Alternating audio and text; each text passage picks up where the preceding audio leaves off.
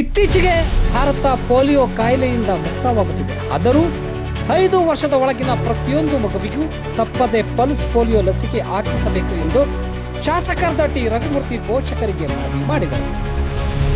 ನಗರದ ತಾಲೂಕು ಸರ್ಕಾರಿ ಸಾರ್ವಜನಿಕ ಆಸ್ಪತ್ರೆಯಲ್ಲಿ ರಾಷ್ಟ್ರೀಯ ಪಲ್ಸ್ ಪೋಲಿಯೋ ಲಸಿಕಾ ಅಭಿಯಾನಕ್ಕೆ ನವಜಾತ ಶಿಶುವಿಗೆ 2 ಹನಿ ಪೋಲಿಯೋ ಲಸಿಕೆ ಹಾಕುವ ಮೂಲಕ ಅವರು ಚಾಲನೆ ನೀಡಿ ಮಾತನಾಡಿದರು.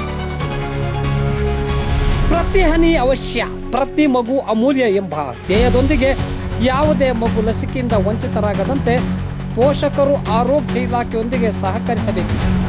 ಇತ್ತೀಚಿನ ದಿನಗಳಲ್ಲಿ ಭಾರತದಲ್ಲಿ ಪೋಲಿಯೋ ಕಾಯಿಲೆಯಿಂದ ಬಳಲುತ್ತಿರುವವರ ಸಂಖ್ಯೆ ಕಡಿಮೆಯಾಗುತ್ತಿದೆ. ಆದರೂ ತಪ್ಪದೇ ಪಲ್ಸ್ ಪೋಲಿಯೋ ಲಸಿಕೆ ಹಾಕಿಸಬೇಕು ಎಂದು ಕರೆ ನೀಡಿದರು.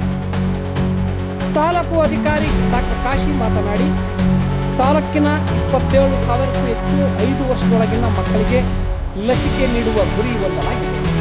ಇದಕ್ಕಾಗಿಯೇ 249 ಲಸಿಕಾ ಕೇಂದ್ರಗಳು, 1 ಮೊಬೈಲ್ ತಂಡ ಹಾಗೂ 502 ಸಿಬ್ಬಂದಿಯನ್ನು ನಿಯೋಜಿಸಲಾಗಿದೆ ಎಂದರು.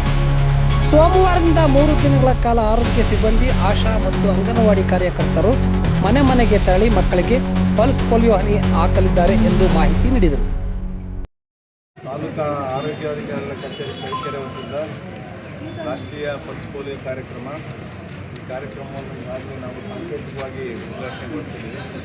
ಈಗಾಗಲೇ ನಮ್ಮ ಕರ್ನಾಟಕ ಸೇರಿ ಭಾರತ ಪಲ್ಸ್ ಪೋಲಿಯೋ ಮುಕ್ತ ಆಗಿದೆ. ಆದರೂ ಕೂಡ ಬೇರೆ ಬೇರೆ ದೇಶಗಳಲ್ಲಿ ಇನ್ನೂ ಅಲ್ಲಿ ಇರೋದ್ರಿಂದ ಮತ್ತೆ ಇಲ್ಲಿ ಒಂದು ಕಡೆ ನಮ್ಮ ದೇಶಕ್ಕೂ ಮತ್ತೆ ಬರ್ಬೋದು ಅನ್ನೋ ಒಂದು ವಿಕಾಸಕಾರಿ ಮೆಜರ್ಸ್ಗೋಸ್ಕರ ಈ ಕಾರ್ಯಕ್ರಮ ಕಂಟಿನ್ಯೂಟಿ ಆಗಿದೆ. ಮತ್ತು ನಮ್ಮ ಚಳ್ಳಕೆರೆ ತಾಲೂಕಲ್ಲಿ ನಮ್ಮ ಜನಸಂಖ್ಯೆ 4,07,550 ಇದೆ.